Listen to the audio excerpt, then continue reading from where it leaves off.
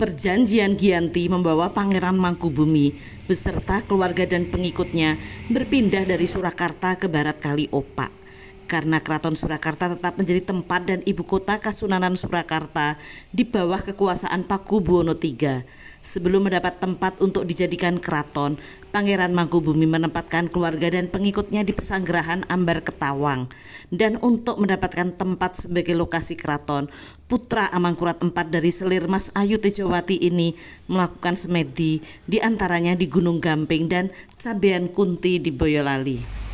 April 1755, Pangeran Mangkubumi membuka hutan Pabringan sebagai ibu kota kerajaan yang menjadi bagian kekuasaannya. Selain menyiapkan rumah untuk mereka yang bekerja, juga dibangunkan masjid Selo yang sekarang lokasinya ada di Kampung Panembahan. Raden Masujono yang ketika dewasa bernama Pangeran Mangkubumi akhirnya menobatkan diri sebagai Raja Kesultanan Ngayogyakarta Hadiningrat dengan gelar Hamengkubuwono I. Memerintah Ngayogyakarta Hadiningrat pada 1755 hingga 1792, membangun kota Yogyakarta dengan landasan filosofis kuat, nilai Hamemayu Hayuning Bawono dan Sangkan Paraning Dumadi yang diungkap dalam konfigurasi ruang perkotaan, bangunan utama, vegetasi hingga tempat.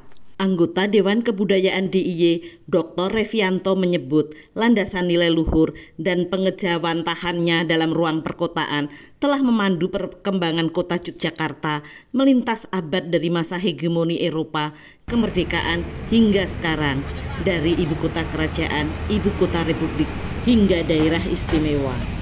Kelestarian nilai yang melandasi perkembangan kota ini mendapat pengakuan dari UNESCO sebagai warisan dunia pada sidang yang ke-45 18 September 2023 di Riyadh.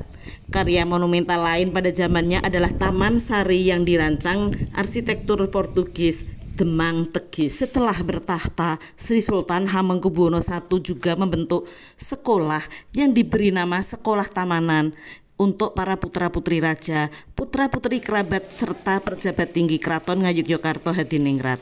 Memanah, menunggang kuda menjadi pelajaran selain menari, ketatanegaraan, dan juga pengetahuan agama.